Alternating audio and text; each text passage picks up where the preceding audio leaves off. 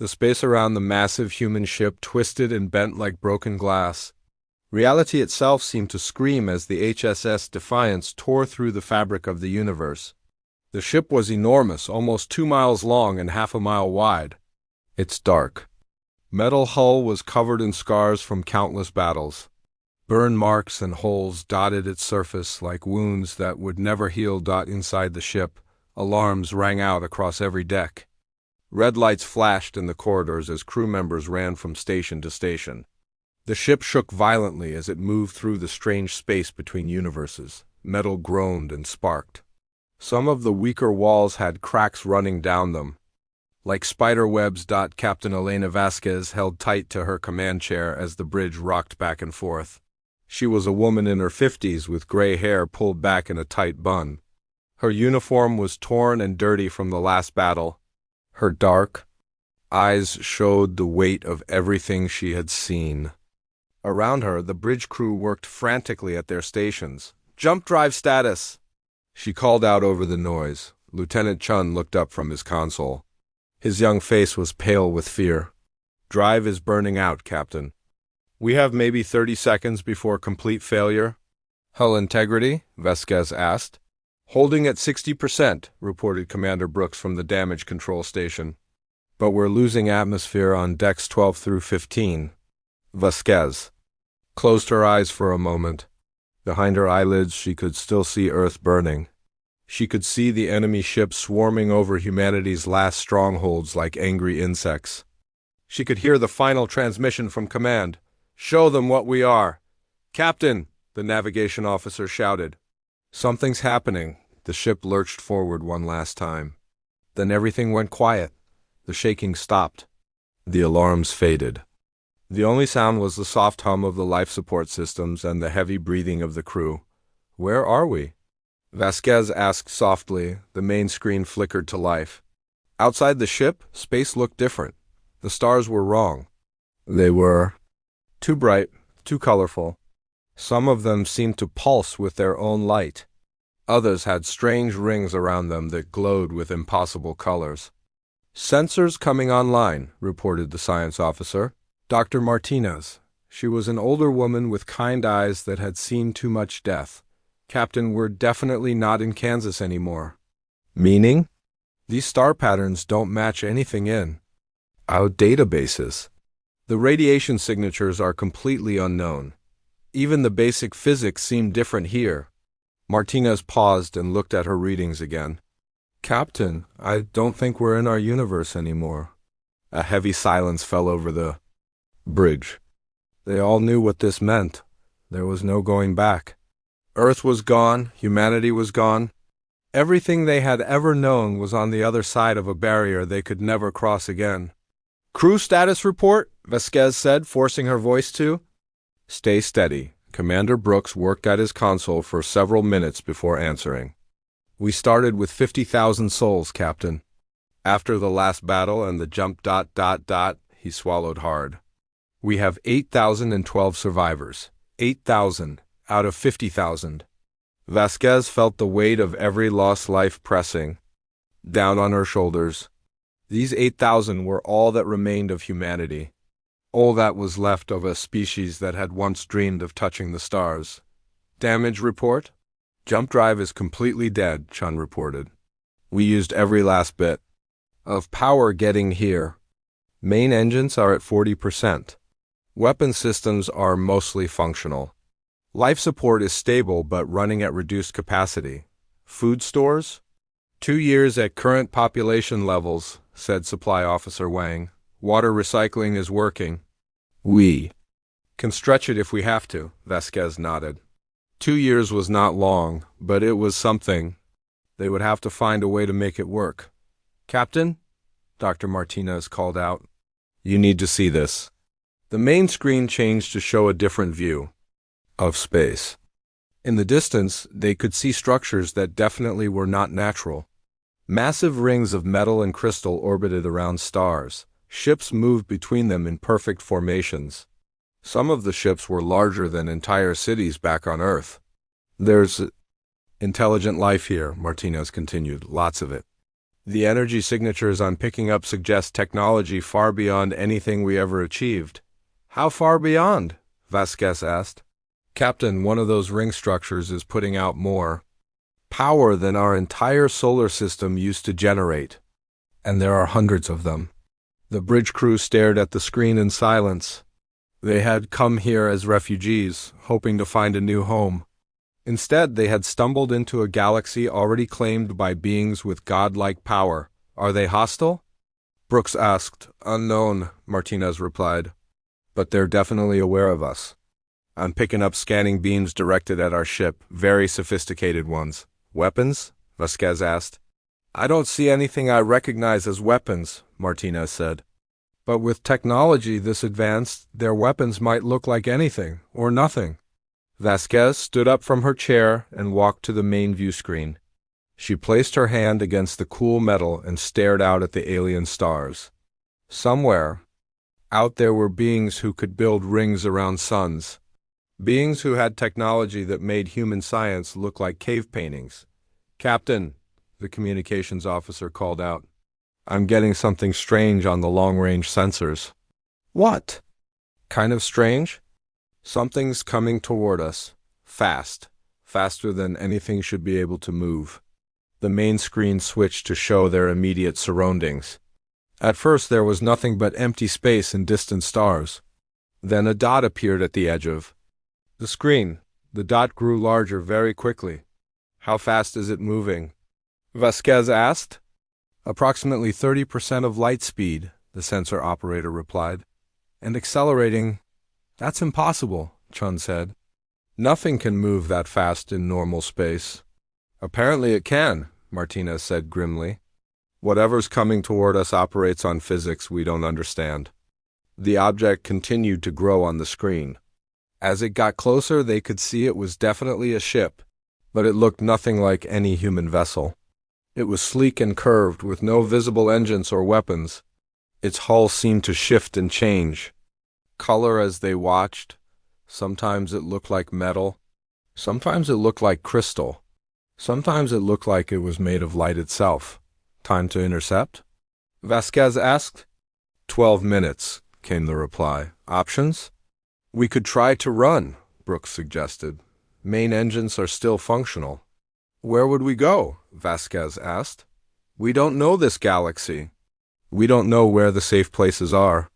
We could try to hide, Chun offered. Find an asteroid field or something? They already know we're here, Martinez pointed out. Their scanning technology is too advanced. They found us as soon as we arrived. We could fight, suggested the weapons officer. Lieutenant Torres. He was a young man with angry eyes and quick hands. The Defiance still has teeth. Vasquez looked around at her crew. They were tired. They were scared. They were the last remnants of a dead species in a strange galaxy filled with beings who could move mountains, but they were also human. And humans had never been good at giving up. Battle stations, she ordered. The bridge erupted into activity. Crew members ran to their positions. Weapon systems came online with a low humming sound. Shield generators charged up with crackling energy. Throughout the ship, 8,000 survivors prepared for what might be humanity's last fight. Weapons. Ready, Torres reported. Shields at maximum, Brooks called out. All hands, this is the captain, Vasquez said into the ship-wide communication system. We are about to make contact with an alien vessel. We don't know their intentions. We don't know their capabilities, but we know who we are. We are human. We are survivors, and we will not go quietly into the night. On the main screen, the alien ship continued to approach. It was beautiful in a way that hurt to look at. Its hull reflected the starlight in patterns that seemed to move and dance. As it got closer, they could see it was much smaller than the Defiance, but something about it radiated power. 5 minutes to intercept, the sensor operator reported. Any response to our communications? Vasquez asked. Nothing on any frequency. We've tried, the communications officer replied. Either they can't hear us or they're choosing not to respond. Keep trying, Vasquez ordered. Use mathematical progressions, prime numbers, anything that might show intelligence. The alien ship continued its approach. It moved with a grace that human ships could never match. There was no visible thrust, no exhaust, no sign of how it was moving at all. It simply glided through space like a fish through water. 2 minutes, called out the sensor operator. Captain, Dr. Martinez said suddenly, I'm picking up something strange. What now? The ship isn't just approaching us. It's scanning. Sus, but not with any kind of scanning beam I've ever seen. It's almost like it's reading our thoughts. That's impossible, Brooks said. So it was moving at 30% light speed, Martinez replied. We're dealing with technology so advanced it might as well be magic. 1 minute to intercept, came the announcement. The alien ship was now close enough that they could see details on its hull. It seemed to be covered in symbols that glowed and shifted. Some of the symbols looked like writing. Others looked like mathematical equations. Still others looked like star maps. 30 seconds. Vasquez gripped her chair and watched the approaching vessel. In 30 seconds, humanity would make contact with its first alien intelligence. The last survivors of Earth would meet beings who could build rings around stars and move faster than light. Captain, the communications officer said suddenly, I'm getting something. What kind of something? It's not on any radio frequency. It's not electromagnetic at all. It's like the signal is being transmitted directly into our computer systems. What does it say? The communications officer looked confused. It's not words, Captain. It's more like ... concepts, ideas being placed directly into our translation systems. Can you make sense of it? I think so. Give me a moment. The officer worked frantically at his console. Captain, I think they're trying to communicate. The message is something like, Greetings, unknown vessel. We are the hegemony of ascended worlds. You have entered our space. State your intentions. Vasquez took a deep breath. This was it. The moment that would determine the fate of the last humans in the universe. Open a channel, she ordered. All frequencies, let's hope they can understand us. The communications. Officer nodded and activated the transmitters. This is Captain Elena Vasquez of the human vessel HSS Defiance, she said clearly. We are refugees from a destroyed world. We come in peace and ask for sanctuary, they waited. On the main screen, the alien ship had stopped just outside weapons range. It hung in space like a jewel, beautiful and impossible. Any response? Vasquez asked. Nothing yet, Captain. The silence stretched on. 8,000 humans held their breath and waited to learn their fate in a galaxy where hope had been lost the moment their battleship crossed into the universe. The alien ship moved closer to the Defiance without making a sound.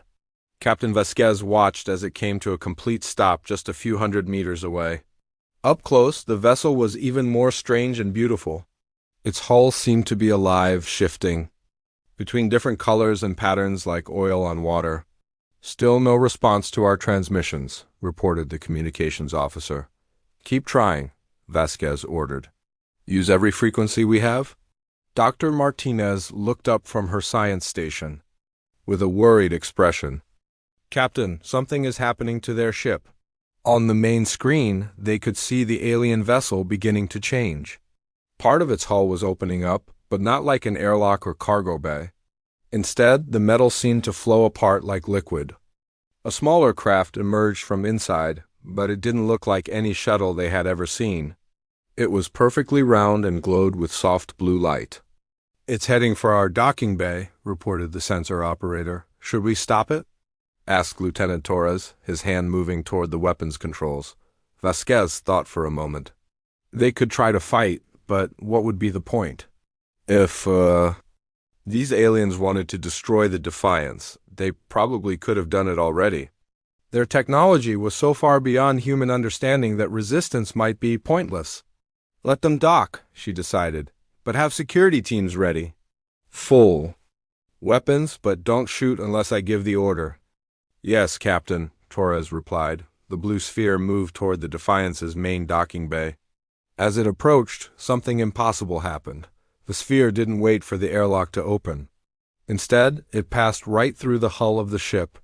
As if the metal wasn't there, Alarms immediately began ringing throughout the ship. "Hull breach in Docking Bay 7, shouted Commander Brooks. "No," Dr. Martinez said, staring at her readings. "That's impossible. The hull is intact. No breach, no loss of atmosphere. Whatever they did, they passed through solid metal without damaging it." Captain Vasquez felt a chill run down her spine. These beings could walk through walls. What other impossible things could they do? "Security teams to Docking Bay 7, she ordered. "I'm going down there." "Captain, that might not be safe," Brooks warned. "Nothing about this situation is safe," Vasquez replied. "If they wanted us dead, we'd already be dead. I need to meet them face to face." She left the bridge and made her way through the corridors of the ship. As she walked, she passed crew members running to their stations. Everyone looked scared but determined. These people had already lost everything once. They wouldn't give up without a fight. The docking bay was one of the largest open spaces on the ship. When Vasquez arrived, she found her security team already in position. 20 Marines in full combat armor had their weapons aimed at the blue sphere, which was now sitting quietly in the center of the bay. "Any movement?" Vasquez asked the security chief.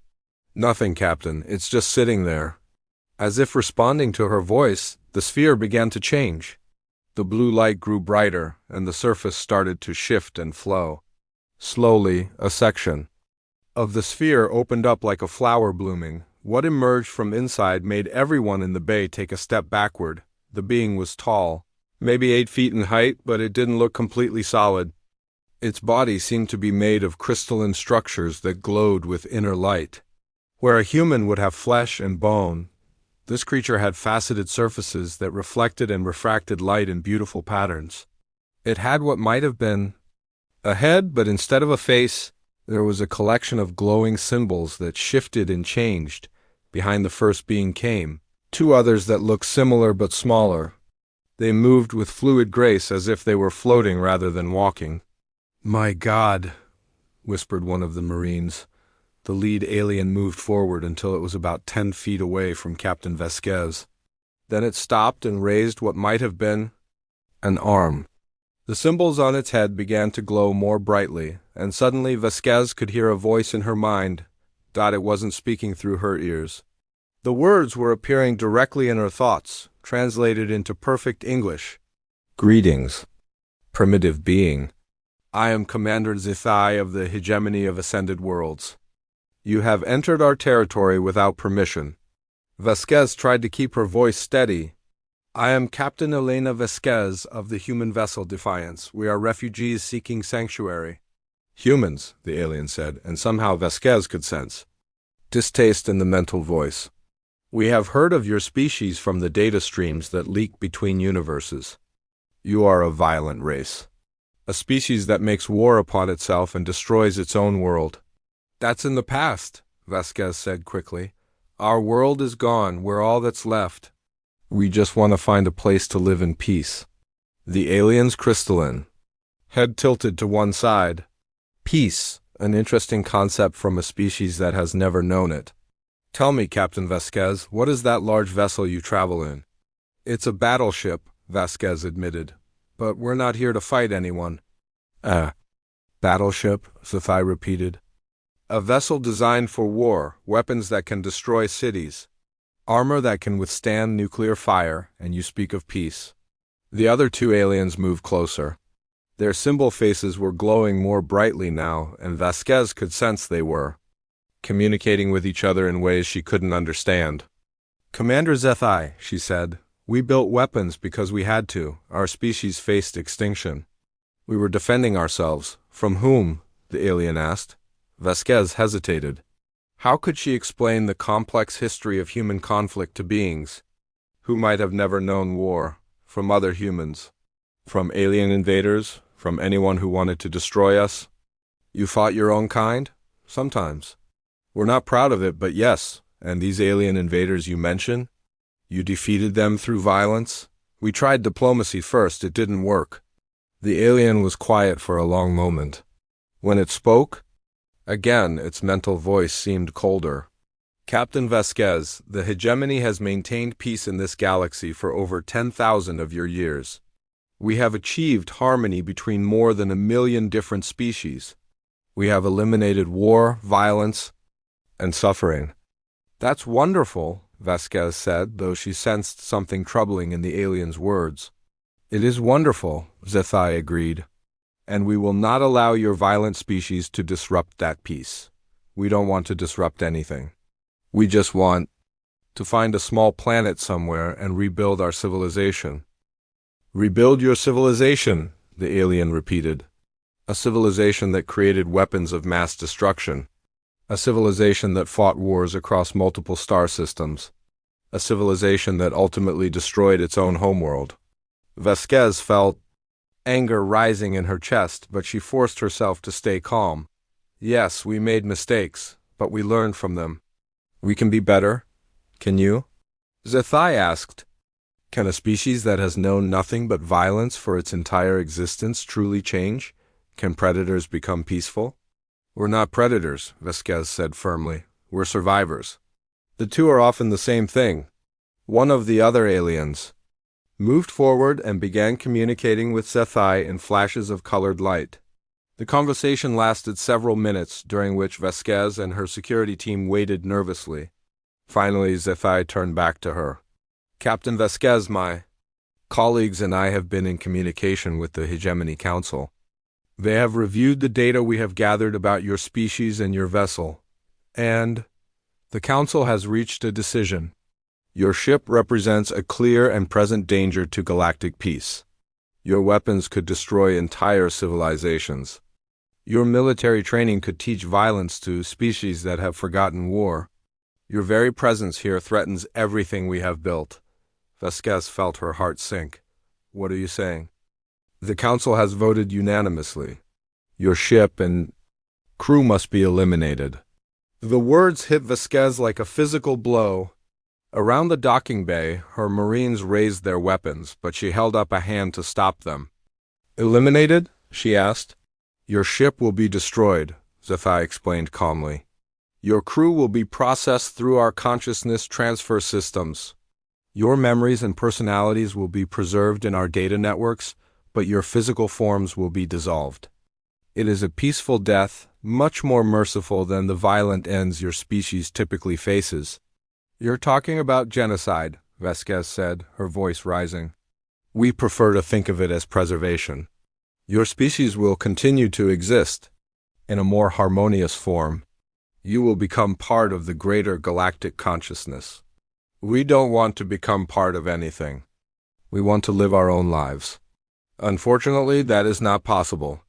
Your ship carries enough firepower to devastate entire star systems. Your crew possesses knowledge of warfare that could destabilize our peaceful society. The risk is too great. Vasquez looked around at her Marines. They were outnumbered, outgunned, and facing technology they couldn't hope to understand. But she could see in their eyes that they weren't ready to give up. What if we gave up our weapons? She asked desperately. What if we disarmed completely? The weapons are not the only problem, Zethai replied. You carry the knowledge of how to build more weapons. You carry the cultural memory of violence. These things cannot be removed without fundamentally changing what you are. And you're not willing to take that risk. The safety of 1 million peaceful species outweighs the desires of 8,000 violent refugees. Vasquez closed her eyes for a moment. When she opened them again, her expression had hardened. Commander Zethai, I need to discuss this with my crew. Of course. You have 24 hours to prepare yourselves. After that, the Hegemony fleet will arrive to carry out the Council's decision. A fleet? Several hundred vessels. We understand that desperate beings sometimes make desperate choices. We want to ensure there are no misunderstandings. I see. Zethai and the other aliens began moving back toward their sphere. Captain Vasquez, I want you to know that I take no pleasure in this decision. You seem like a reasonable being, but the greater good must be preserved. Commander, Vasquez called out as they reached their vessel. What if we refuse to surrender? The alien turned back to her. Then you will be destroyed in a less peaceful manner. But the outcome will be the same. The sphere sealed itself and passed back through the hull of the ship, leaving no trace of its passage. Captain Vasquez stood in the empty docking bay, surrounded by her Marines, and felt the weight of humanity's final judgment settling on her shoulders. "Captain?" asked the security chief. "What are your orders?" Vasquez straightened her uniform and looked around at the faces of her people. They were scared, but they were still ready to fight. They were still human. "Get me back to the bridge," she said. "We need to have a conversation with the crew, all of them." As they walked back through the corridors of the ship, Vasquez's mind was racing. 24 hours. That was all they had before the most powerful military force in the galaxy came to eliminate the last remnants of humanity. She thought about Earth's final transmission, show them what we are. Maybe it was time to do exactly that. Captain Vasquez stood in the main assembly hall of the Defiance, looking out at 8,000 faces.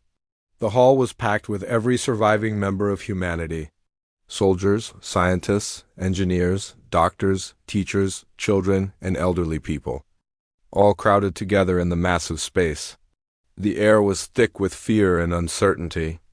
24 hours, Vasquez said, her voice carrying through the ship's communication system to every corner of the vessel. That's what they gave us. 24 hours to prepare for our own execution. A murmur ran through the crowd. Some people looked angry, others looked terrified, many just looked tired. "I won't lie to you," Vasquez continued. "The odds are not good. These aliens have technology we can barely understand. They can walk through walls, they can move faster than light. They've kept peace in this galaxy for 10,000 years by eliminating anyone who might disturb it." Dr. Martinez stepped forward from the crowd. "Captain, what exactly are our options?" "As I see it, we have 3 choices," Vasquez replied. "First, we can surrender.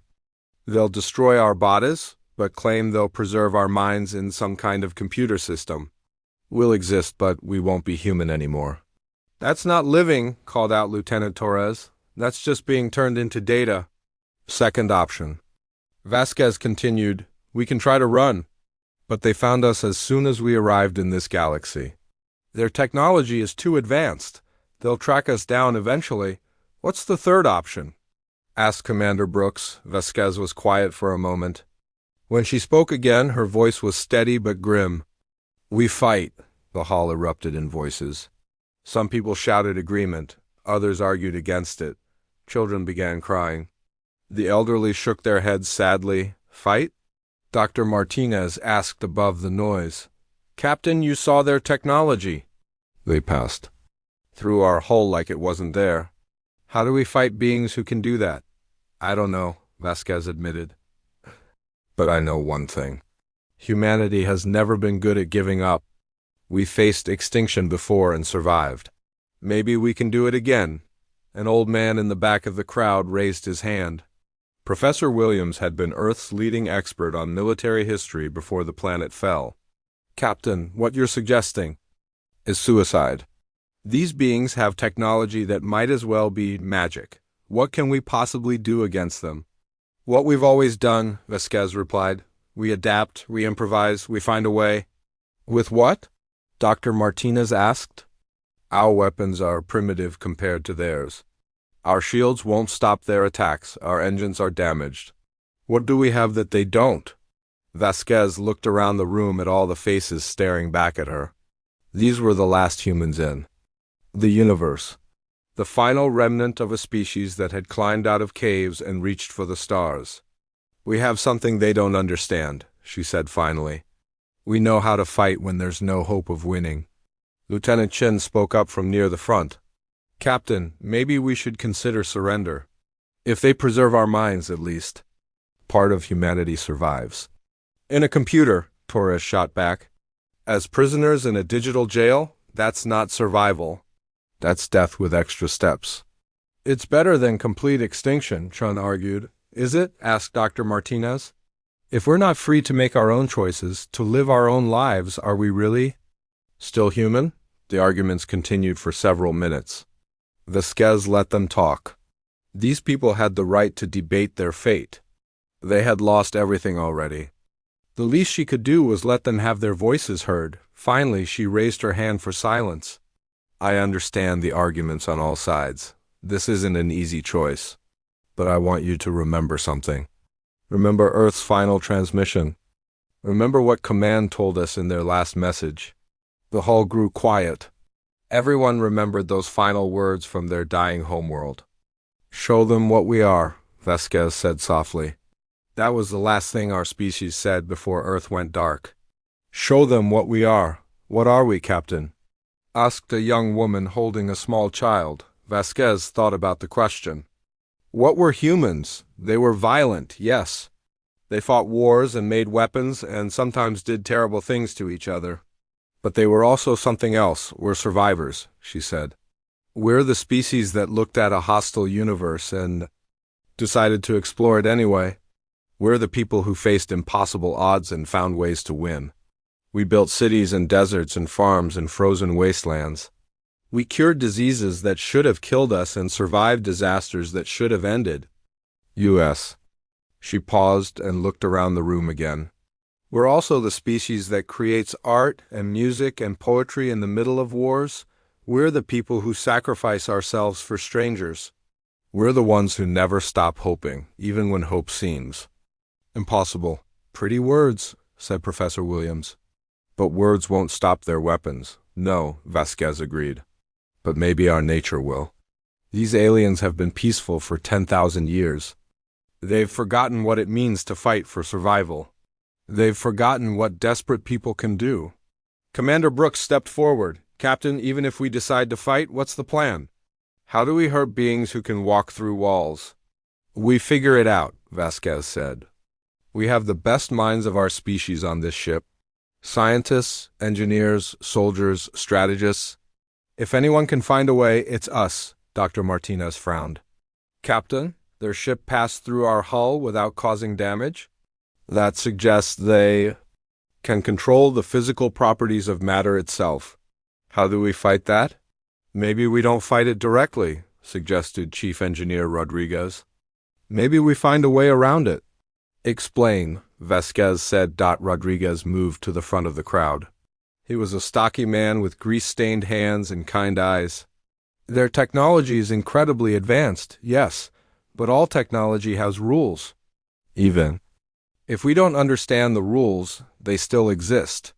So maybe we can find ways to make their own technology work against them, use their strengths as weaknesses. How? Asked Dr. Martinez. I don't know yet, Rodriguez admitted, but I have some ideas. If they can phase through matter, maybe we can trap them in that phase state. If they can manipulate reality, maybe we can overload their systems. Lieutenant. Torres nodded eagerly. And we still have advantages they don't expect. We know how to fight dirty. We know how to use weapons in ways they weren't designed for. The Defiance wasn't built to be pretty, added Weapons Officer Santos. It was built to take damage and keep fighting. Maybe that's what we need. Vasquez felt a spark of hope in her chest. It was small, but it was there. What about the crew? How many are willing to fight? I'll fight, Torres said immediately. So, will I? Added Rodriguez. And me, said Dr. Martinez, surprising everyone. I'm a scientist, not a soldier. But I'm also human, and humans don't go quietly. One by one, people throughout the hall began voicing their agreement. Not everyone was enthusiastic about it. Many were clearly terrified. But they were also angry. They had lost their world, their families, their entire civilization. They weren't ready to lose themselves as well. What about the children? Asked the young woman with the baby. Vasquez's expression softened. We protect them. Whatever happens. The children survive. That's not negotiable. How? The woman asked. We put them in the safest part of the ship. We assign our best people to guard them. And we make sure that if anyone survives this, it's them. An old woman near the back spoke. Up.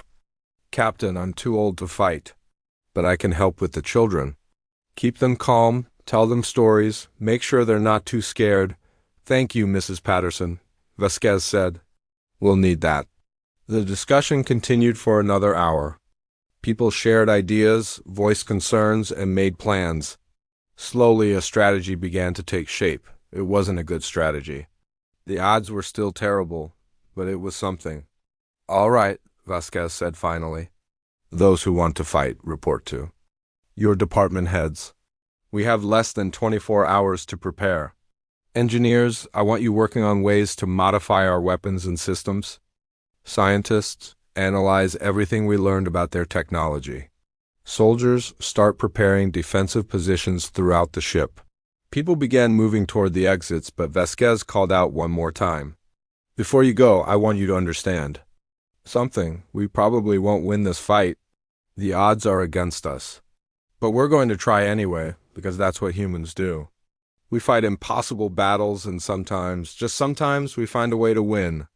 As the crowd dispersed, Dr. Martinez approached the captain. "Elena, do you really think we have a chance?" Vasquez was quiet for a moment. "Honestly, no, their technology is too advanced. Their numbers are too great. By every logical measure, we're going to lose. Then why fight? Because someone needs to see what we are. Someone needs to witness that humanity didn't just lie down and die. Maybe our sacrifice will mean something. Maybe it will teach these peaceful aliens that some things are worth fighting for." Dr. Martinez nodded slowly. "And if by some miracle we do survive, then we prove that being human means more than just being violent. We prove that our strength comes from refusing to give up, even when giving up makes sense." They walked together toward the bridge. Around them, the ship was coming alive with activity. Engineers were pulling apart weapon systems. Scientists were running calculations. Soldiers were checking their equipment. "Captain," Dr. Martinez said as they entered the command area, "I've been thinking about their technology. The way they pass through our hull, what about it? It requires tremendous energy to alter the quantum state of matter like that. Energy has to come from somewhere. If we could overload their power system somehow, could we do that? Maybe if we could generate enough electromagnetic interference or create some kind of feedback loop." Vasquez smiled grimly. "Work on it. Any advantage we can find might make the difference." Commander Brooks looked up from his station. "Captain, long-range sensors are picking up movement at the edge of the system. The fleet? Too far away too." "Tell for sure, but it's big, really big." Vasquez took her place in the command chair and looked out at the alien stars on the main screen. Somewhere out there, hundreds of ships were coming to destroy the last remnants of humanity. "Time until they arrive?" she asked. "Approximately 18 hours, Brooks replied. "Then we better get to work," Vasquez said. "Let's show them what we are." The hegemony fleet arrived like a constellation of stars falling into perfect formation. Captain Vasquez watched from the bridge as hundreds of ships emerged from hyperspace around the Defiance. Each vessel was a work of art, sleek and beautiful, with hulls that reflected light in impossible colors. Some were shaped like crystals. Others looked like flowing water frozen in space. A few seemed to be made of pure energy held together by fields she couldn't understand. "My God," whispered Dr. Martinez, "there are so many of them." 512 vessels, reported the sensor operator. "Ranging from cruiser-sized ships to something that's bigger than a space station? Any weapons?" asked Commander Brooks.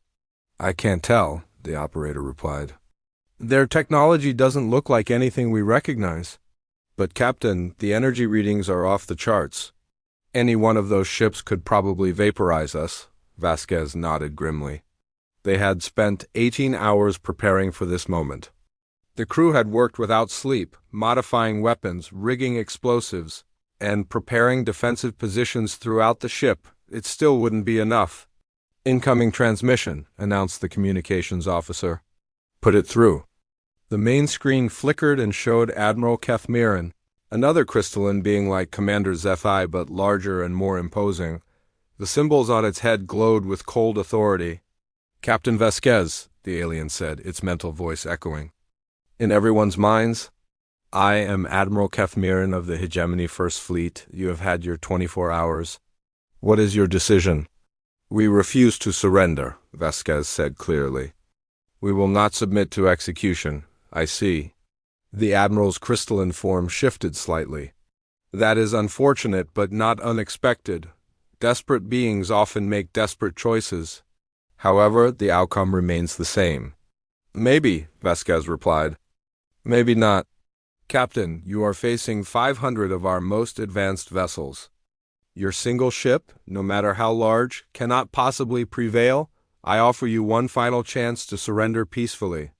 And I give you one final chance to leave us alone, Vasquez shot back. We're not asking for much, just the right to exist. Right you forfeit by bringing weapons of mass destruction into our peaceful galaxy? Kethmiran replied. Captain, I have reviewed your species' history. You have never known true peace. You make war upon yourselves and others. You create weapons that can destroy worlds. You cannot be allowed to contaminate our civilization. Our contamination? Vasquez stood up from her chair. You're talking about genocide and calling it peace. How is that better than anything we've done? Because it serves the greater good. The needs of the many outweigh the desires of the few. Easy words when you're the many and we're the few. The Admiral was silent for a moment. When it spoke again, its voice carried a note of what might have been sadness. Captain, I take no pleasure in this necessity, but it must be done. You have 30 seconds to reconsider? We've made our choice, Vasquez said. Then may your end be swift. The transmission ended. On the main screen, they could see the hegemony ships beginning to move into attack formation. They spread out in a perfect sphere around the Defiance, each vessel taking its assigned position with mathematical precision. All hands, battle stations, Vasquez announced over the ship's communication system. This is not a drill. Repeat, this is not a drill. Throughout the ship, alarms began ringing. Crew members ran to their positions. Weapon systems came online. Shield generators charged to maximum power. In the lower decks, the children were moved to the most protected areas of the ship, guarded by the crew members too old or injured to fight. Weapons ready, reported Lieutenant Torres. Shields at maximum, called out Brooks. Engineering reports all systems green, added Chief Rodriguez over the Dr. Martinez, Vasquez said. Are your surprises ready? As ready as we can make them, Martinez replied. Though I still don't know if they'll work. Over the past 18 hours, the ship's scientists and engineers had worked together on desperate modifications. They had rigged the plasma cannons to emit broad-spectrum radiation that might interfere with alien technology. They had converted several cargo bays into massive electromagnetic pulse generators. They had even prepared to overload the ship's reactor if necessary, turning the Defiance itself into a weapon. Range to nearest enemy vessel? Vasquez asked. 2,000 kilometers in closing, the sensor operator replied. Wait for it, Vasquez said quietly. Let them get closer. The hegemony ships moved with fluid grace like a school of fish swimming through space. There was no urgency in their approach, no sense of concern. They had done this before. They were confident in their overwhelming superiority. 1,000 kilometers. Hold position, Vasquez ordered. Wait for my command. Captain, Dr. Martinez said urgently. I'm detecting massive energy buildups in their ships. They're preparing to fire. 500 kilometers. All ships, this is Admiral Kethmiran, came the alien's mental voice over all frequencies. Target. The human vessel's engines first. Disable but do not destroy. We want to preserve what we can for study. The first alien weapons fired. They weren't energy beams or missiles like human weapons. Instead, they were waves of force that seemed to bend space itself. The attacks hit the Defiance's shields and passed right through them as if they weren't. There, shields are useless, Brooks shouted. Whatever they're using goes right through our defensive systems. The alien weapons struck the ship's hull and began tearing away sections of armor plating. But instead of explosions, the metal simply ceased to exist, dissolved at the molecular level. Hull breaches on decks 4 through 7. Damage control reported. Emergency force fields are holding, Brooks added. Now. Vasquez shouted. All weapons, fire everything. The Defiance erupted with every weapon it had. Plasma cannons, rail, guns, missile launchers, and particle beams all fired at once. The space around the ship lit up with human weapons fire. Most of the shots harmlessly passed through the alien ships or were absorbed by their advanced defenses. But a few found their mark. The modified plasma cannons, rigged to emit chaotic radiation patterns, seemed to cause problems for the nearest alien vessels. Their perfect formations wavered slightly. It's working, Dr. Martinez shouted. The radiation is interfering with their quantum field generators. Keep firing, Vasquez ordered. The battle quickly became one-sided. The hegemony ships could attack the Defiance with impunity, their weapons passing through human shields and armor. But the humans kept fighting, using every trick they had learned in their violent history. Chief Rodriguez had rigged several sections of the ship to explode outward when damaged, turning hull breaches into improvised weapons. When alien boarding craft tried to phase through the hull, they found themselves caught in explosive decompression. Lieutenant Torres discovered that while the alien ships could phase through solid matter, they still needed to obey some physical laws. He began firing at the space around them rather than at them directly, creating electromagnetic fields that disrupted their movement. Captain, the sensor operator called out. 3 enemy ships are having problems maintaining formation. On the screen, they could see several alien vessels flickering in and out of phase. Their beautiful crystalline hulls were sparking with uncontrolled energy.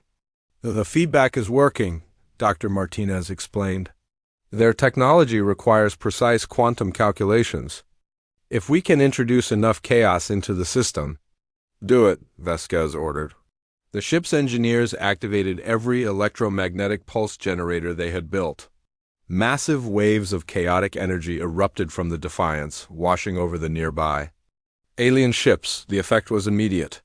Several hegemony vessels lost control of their phasing ability and became solid. Others found their weapons systems disrupted. A few actually collided with each other as their perfect coordination failed. Impossible, came Admiral Kefmiran's mental voice. How are primitives disrupting our technology? Because we're not primitives, Vasquez replied over the open channel. We're humans, and humans know how to break things. The battle raged for hours. The Defiance took terrible damage. Entire sections of the ship were destroyed. Hundreds of crew members died. But they kept fighting? Every time the aliens adapted to one human tactic, the crew came up with something new. When their regular weapons became ineffective, they started ramming damaged sections of the ship into alien vessels.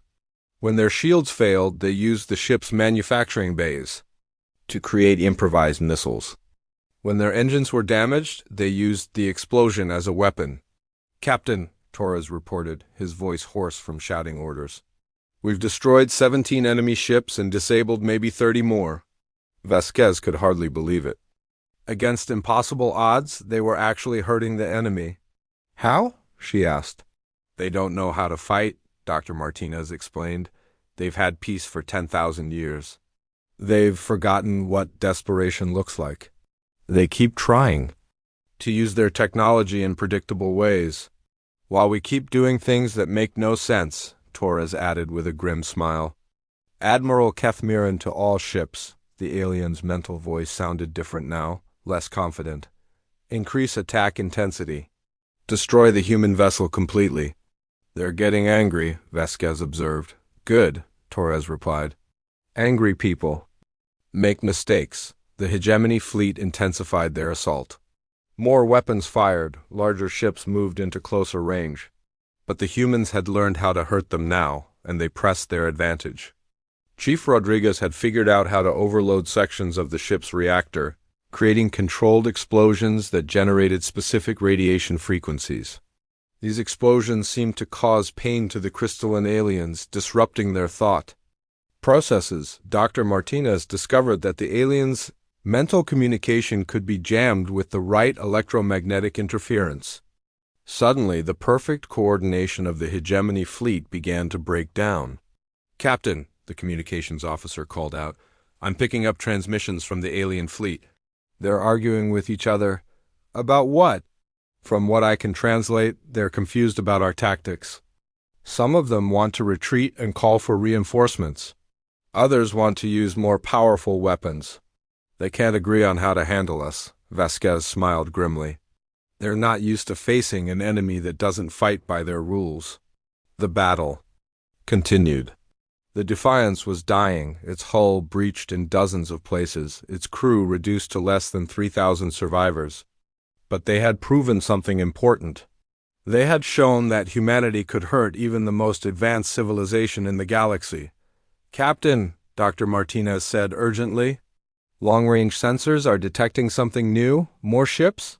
"No, it's—" Martinez paused, checking her readings. "Captain, it looks like more human ships. Lots of them." Vasquez stared at the screen in disbelief. It wasn't possible. The Defiance was the last human ship. There were no others.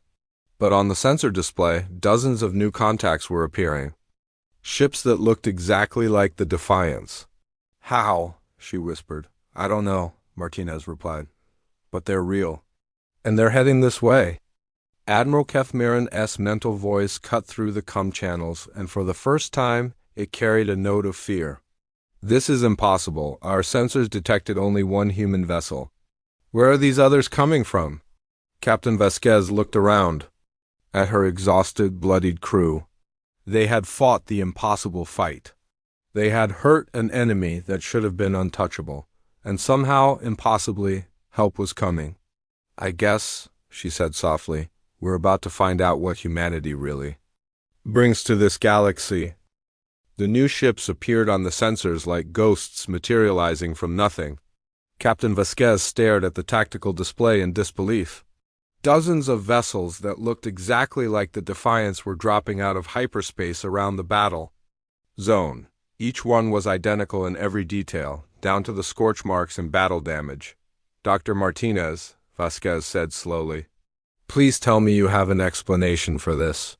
Martinez was frantically working at her science station, her fingers flying over the controls. "Captain, I'm reading the same quantum signatures as our own ship. Same energy patterns, same mass, same everything. It's like someone made perfect copies of the Defiance." "That's impossible," Commander Brooks said. "Who could have done that?" "We did," came a familiar voice over the communication system. Everyone on the bridge turned to stare at the main screen. The face looking back at them was Captain Vasquez herself. Same gray hair, same tired eyes, same torn uniform. But this other Vasquez looked older, more worn down by battle. "I'm Captain Vasquez of the HSS Defiance Prime," the other version said, "and we're here to help." "How?" the real Vasquez asked, her voice barely a whisper. "It took us 3 months to figure it out," Vasquez Prime explained. 3 months of running and hiding while the hegemony hunted us across the galaxy. But we learned something important about their technology. "What?" "They don't just manipulate matter and energy, they manipulate reality itself. Quantum fields, probability waves, the basic structure of space and time. And if you know how to do it, you can copy anything." Dr. Martinez leaned forward. "You stole their technology?" "We adapted it," Vasquez Prime corrected. "Chief Rodriguez figured out how to reverse engineer their quantum manipulation systems. We used their own technology to create copies of our ship." "But where did you come from?" the real Vasquez asked. "We're the original Defiance. You can't be copies of us if we're still here." Vasquez Prime smiled grimly. "Time works differently when you're manipulating quantum fields. We're not copies of you. Where are you from different possible futures? Futures where we survived long enough to learn how to fight back." The explanation made Vasquez's head spin. Multiple versions of her ship from different timelines? It sounded like science fiction, but then, again, so did everything else they had encountered in this galaxy. "Admiral Kethmiran to all human vessels." The alien's mental voice cut through the communication channels. "This trickery changes nothing. We will destroy you all." "Admiral," Vasquez Prime replied, "you're making a mistake. We're not the same species you tried to eliminate 3 months ago. We've learned, we've adapted, we've become something new. Impossible. You are still primitive beings with primitive technology. Are we? Vasquez Prime asked. Computer, show them what we've become. On every screen throughout the hegemony fleet, images began appearing. They showed human ships attacking hegemony outposts across the galaxy. Massive battles in space, entire star systems in flames. And everywhere the same message, humanity was spreading. How many ships do you have? Admiral Kethmiran demanded. Right now? About 2,000. Vasquez Prime replied casually. But we're building more every day.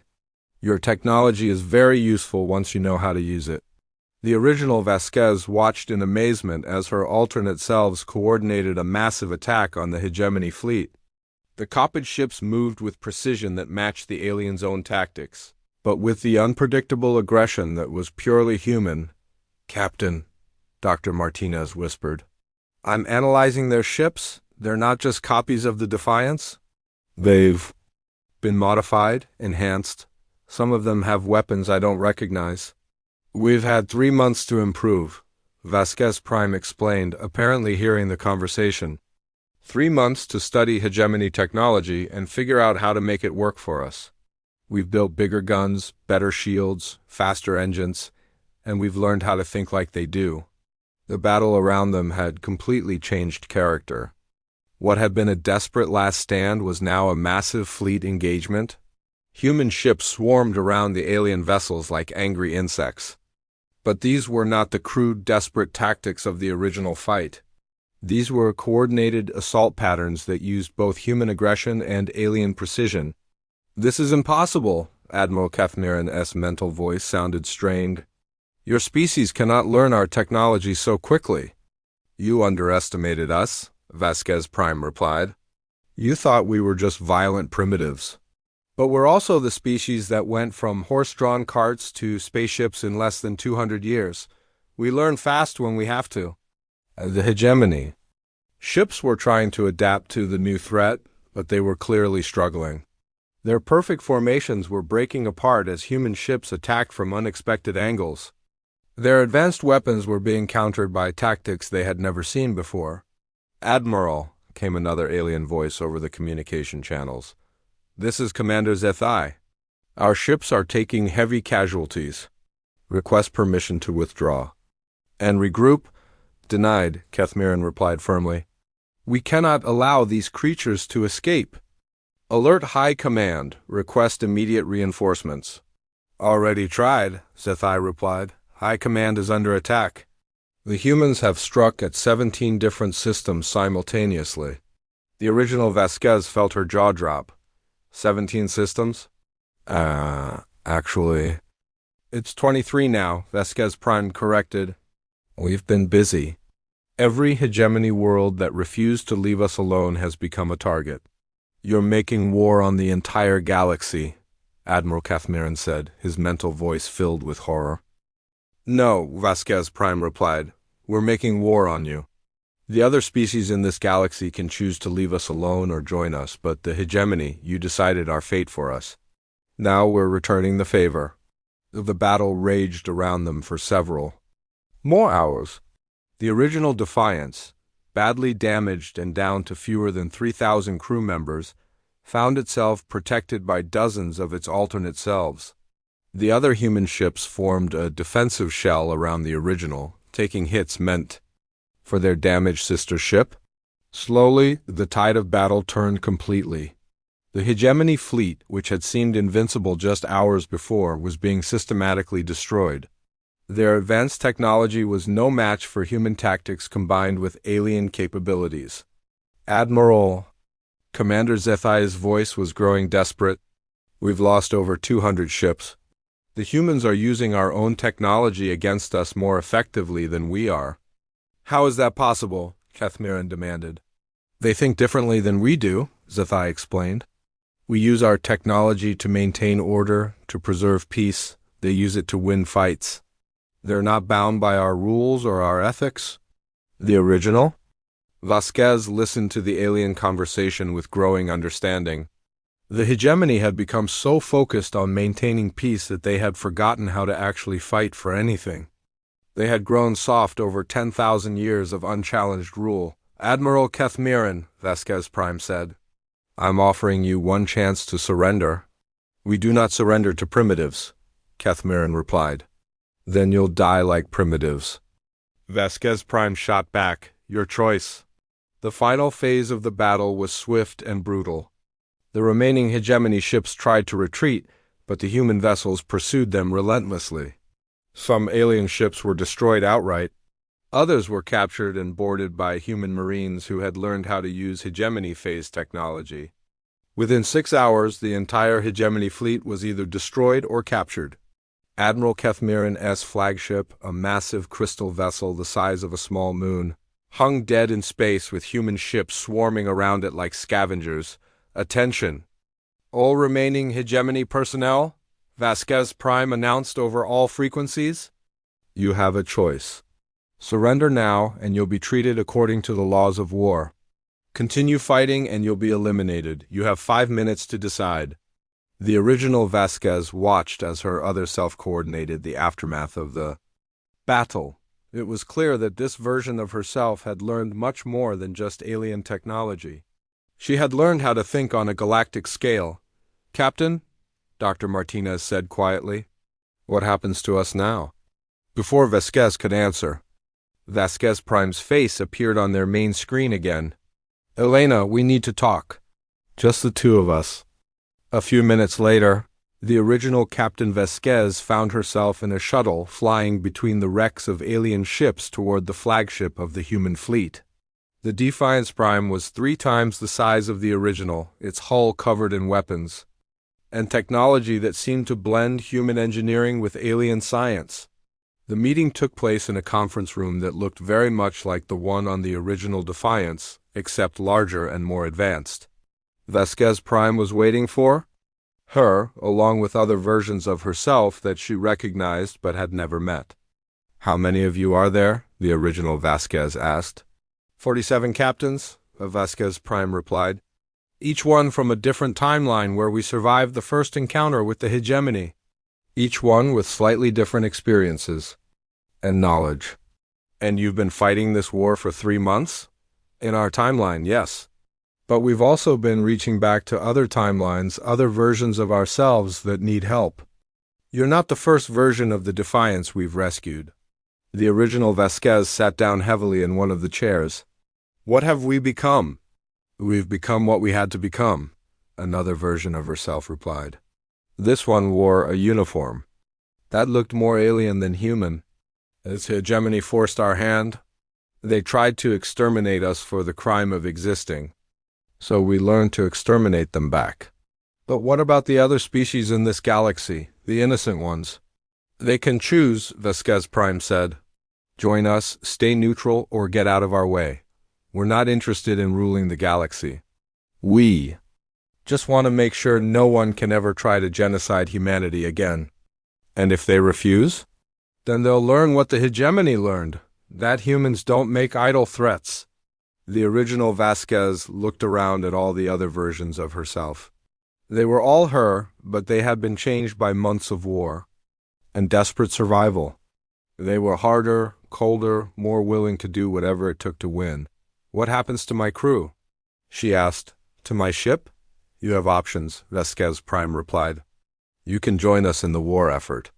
Your experience fighting. The hegemony with primitive technology makes you valuable. Or you can take your people and find a nice planet somewhere to rebuild human civilization. And if I choose to rebuild, then you'll be protected. No one will be allowed to threaten humanity again. Ever." The original Vasquez thought about her exhausted crew, about the children hidden in the safe parts of her ship, about the 8,000 survivors who just wanted to live in peace. "I think we've done enough fighting," she said finally. Vasquez Prime nodded. "I understand. We all started where you are now. The difference is, we didn't have a choice about what came next." As the original Vasquez prepared to return to her ship, Vasquez Prime called out one last time. "Elena, there's something you need to know. The war isn't over. The hegemony was just the beginning. There are other powers in this galaxy, other threats to humanity's survival. We'll deal with them so you don't have to. What are you saying? I'm saying that hope wasn't really lost when we crossed into this universe, it was just redirected. The age of peace in this galaxy is over. The age of humanity has begun. The original Vasquez returned to her ship to find her crew celebrating their survival. They had lived through the impossible. They had faced extinction and found a way to endure. But as she looked out at the fleet of human ships spreading across the galaxy, she realized that Commander Zithai had been right about one thing. Humanity had brought something to this galaxy that it had never seen before. They had brought war back to a universe that had forgotten how to fight. And now, for better or worse, everyone would have to live with the consequences.